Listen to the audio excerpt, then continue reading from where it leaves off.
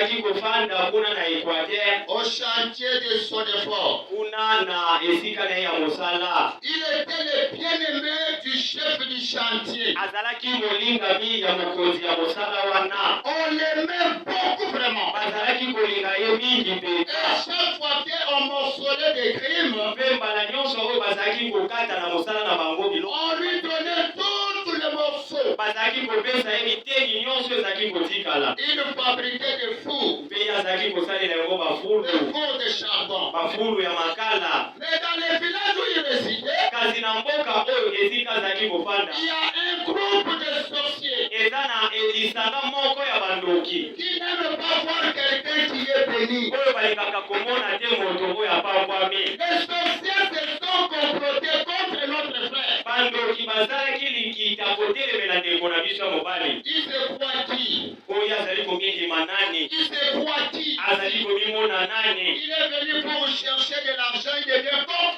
le propriétaire de ce village. Aye mpona koluka misolo kasi akomi lokola mokolo ya mboka oyo. Et tout on donne ça en lui. Mpe nyonso bazopesa kaka ye. Nous devons chercher une solution pour lui. Esekeli tolukela ye eyano moko. Et ils sont partis travailler dans leur laboratoire. Mpe bango bakei kosala kuna na ndako na bango. On lui a jeté un coup. Bakwakeli ye kisi moko. Qu'est-ce qui s'est passé? Nini esalemi? Il voulait couper l'arbre. Soki alingi akata nzete. Un petit morceau sautait de l'arbre et l'a touché là-bas au pied. Eteni moko elongwaki na nzete mpe etushe esimbi ye wana na lokolo. Cela a compliqué. Mpe yango ekotisaki ye mokolo. Toute la chambre est gonflée. Mokolo mobimba evimbaki. Les frères ne pouvaient se déplacer. Ekolo bana kokaki susu kotambola te. Même pour faire les besoins, il faut les soulever. Ata kopona kokende na nsima esengeli batombola ye. On a invité des guérisseurs. Babenga bato babikisaka. On a invité des pasteurs. Babengisa bakengeli. On a invité des charlatans. Babengisa bato babelelaka bandoki. La chose s'empirait toujours. Eloko yango ezalaki koya kaka ndongo.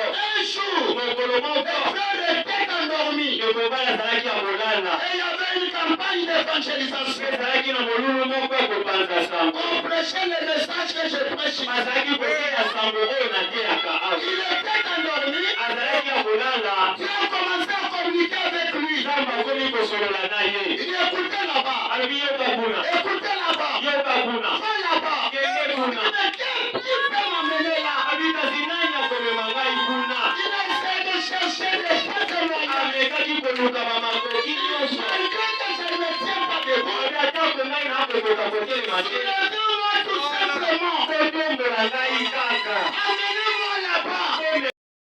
Nakola kaka makambo ezali kosalema kuna. On l'a amené là-bas. Bamema On l'a aidé moi. azalaki kuna na salobi ngai. On l'a baptisé. Bapesaki libatisi. Il est devenu notre frère. Akomaki lokola biso. Mais cette maladie-là restait toujours en lui. Kasi mokolo wana etikalaki kaka kati na ye. Il a frappé là-bas une année. Azalaki kuna abetamaki na mokolo wana mobu. Il était toujours menacé. Azalaki kaka kobunda. Lorsque son pied ont failli, Lokuba ya lokolo na ye ezalaki komonana. il dit, ah, qu'est-ce que je peux faire? Abi nakoki kosala nini?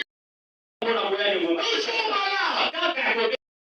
On lui dit qu'il y a une prophétie qu'on devrait te donner. Alobi na ye ete oza na lisako moko tosengeli kopesa Il ye. dit, je suis dans la joie. Alobi nazali na esengo. Arrivé là-bas pour recevoir la prophétie. Okoma kuna mpona kozwa lisako yango. Le pasteur dit, dis-moi, Mokengi alobi na si tu ye. as des problèmes. Loba na ngai soki ozali na Il makambo. dit que je fais la prophétie que vous m'aviez Alobi promis. te ngai nalingi lisako oyo boyebisa Il dit, ngai. parle-moi tes problèmes. Alobi na ye loba na ngai na ye makambo. L'esprit lui dit, Molimo il n'est pas à la maison. atikaki kuna na ndako. Il dit, je ne fais plus prier. Alobi nakobondela lisusu te. Nakoboyanga nakobondela lisusu te. Il est resté là-bas. Atikalaki wana. Il ne pouvait pas porter de babouche telle que vous le voyez. Akokaki te kolata basapato lolenge ozali komona wana. Il avait une bande qui le liait au pied là-bas. Ezalaki lelamba moko azalaki kokanga na lokolo wana. Pour se laver, Mpona kosokola. il faut s'appuyer contre le mur. Esenge na ye ayekama na Et mettre sa jambe constamment. atia lokolo na ye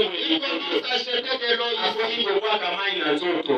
Un jour, Mokolo moko la sœur Gisèle lui dit, ndeko mwasi Gisele alobi na ye. chez nous là-bas, Dieu guérit le malade. Epai na biso kuna nzambe abikisaka babeli. Si le pasteur pouvait prier pour toi, Soki mokengela koki kobondela mpo na yo. tu seras sera guéri.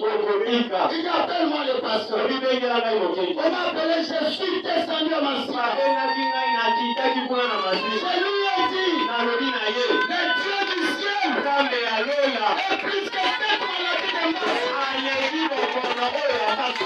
Si tu crois, tu seras guéri. Il dit, je crois, papa.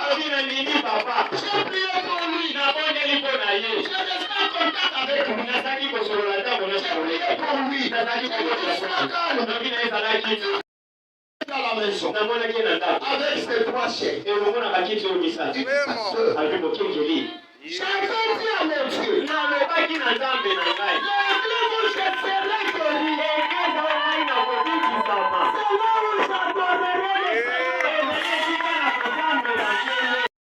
Mon église, c'est là où je t'adorerai. Et si tu es ma guéri, mon frère après mon frère.